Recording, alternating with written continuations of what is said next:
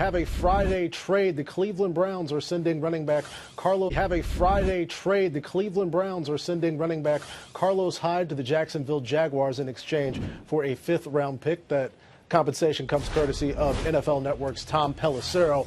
Hyde having success in part in the backfield. This should open up some more opportunities for rookie running back Nick Chubb. Duke Johnson also there as well in the Cleveland backfield. As for the Jacksonville Jaguars, they are dealing with a hamstring injury that Leonard Fournette has been dealing with since week 1. Let's bring in NFL Network insider Ian Rapoport. Ian, what can you tell us about this trade and how it went down for both teams?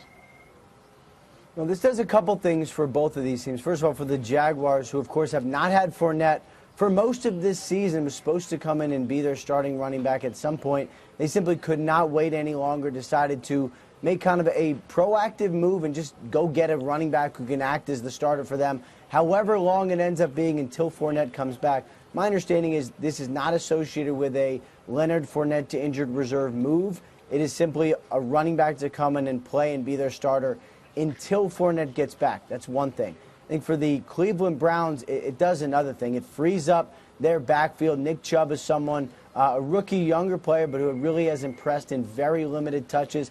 Obviously, he is going to get much more involved now. And then Duke Johnson, who some people in the organization have told me is one of their key players and should be one of the key players, but who's barely been on the field. This will allow him to get more touches as well. So actually probably solves problems for two teams at one time, which explains the trade. Ian, looking at Carlos Hyde's contract, under contract until 2021, 5th-round pick, any surprise with the compensation here?